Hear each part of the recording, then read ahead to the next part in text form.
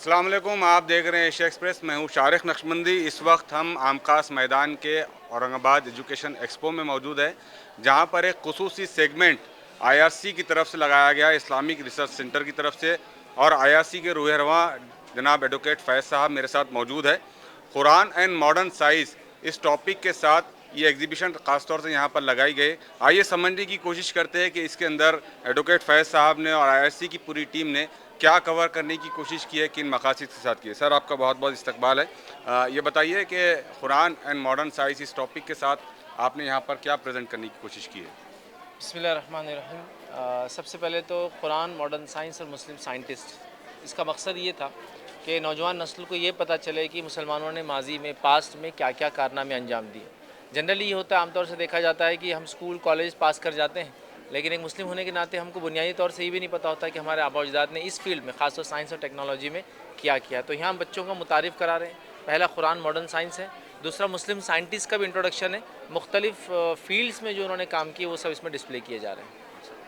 मतलब किस तरीके से बताया जा रहा है, पेंटिंग्स के ज़रिए या उसकी हिस्ट्री के ताल्लुक से कैसे? देखिए, इसमें सबसे बेसिकली तो पहले कुछ आयतें हैं कुरान की, और कुरान क्या बोलता है साइंस के बारे में वो है। फिर उस पर मुस्लिम साइंसदानों ने पास्ट में क्या क्या कारनामे अंजाम दिए उसके चार्ट्स लगे हुए हैं, दोनों पैरेलल हैं।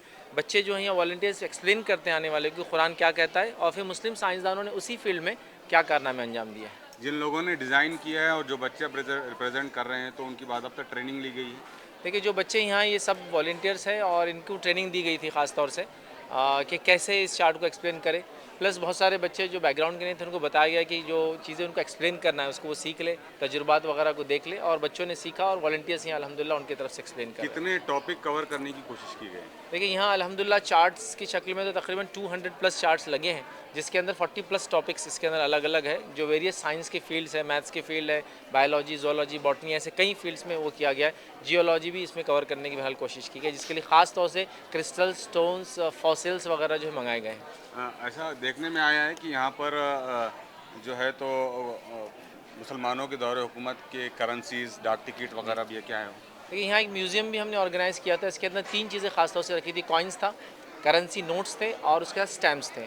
इसका मकसद ये था कि आजकल नौजवान जो है मोबाइल में लगे हैं, और मोबाइल के अंदर उनको कोई दूसरी हॉबी अब समझ में नहीं आती है। तो एक हॉबी भी वो देखे कि ऐसी हॉबीज़ भी पहले हुआ करती थी। एक छोटा सा एक किस्सा सुना, तो एक छोटा बच्चा आया मेरे पास और मुझसे कहने लगा, ये चिट्ठियाँ कहाँ लगती है अब? अच्छा। वो स्टैम्प को पूछने लगा, इसलिए कि स्टैम्प्स आजकल यूज़ नहीं होते हैं। तो मैंने कहा, जो ख़त आते थे तो पहले उस पर स्टैम्प लगते थे। दूसरा, इसमें एक क्लेरिफिकेशन ये भी जा रहा है कि अल्हम्दुलिल्लाह यहाँ मराठा कॉइन्स हैं, मुख्तलिफ और भी जो स्टेट्स थे इंडिया के अंदर उनके कॉइन्स हैं, सभी के सभी उर्दू, फ़ारसी और अरबी में हैं। तो अच्छा। ये देखकर लोगों को ये पता चल रहा है कि ज़बानें को झगड़े का घर नहीं थी, ज़बानें तो जो है इत्तेहाद का एक मरकज़ थी, और लोग हर ज़बान को बोलते थे हर ज़माने में। तो उर्दू, फ़ारसी वगैरह काफ़ी अल्हम्दुलिल्लाह इससे एक तारीख़ी पहलू भी सामने आ रहा है। कितने लोगों ने अभी तक विज़िट किए हैं? ये एग्जीबिशन के अंदर मैं समझता हूँ, ये इतने जो अभी हम 5वें दिन में चल रहे हैं, अल्हम्दुलिल्लाह 1.5 लाख से ऊपर लोग अल्हम्दुलिल्लाह आए होंगे।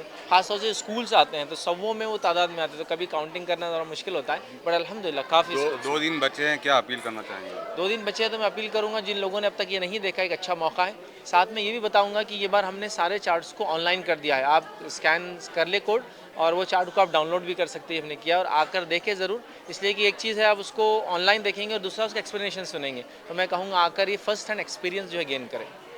तो ये तो एडवोकेट फैज़ साहब जिन्होंने बताया कि ज़ुबानें कभी भी झगड़ा और फसाद की वजह नहीं रही है।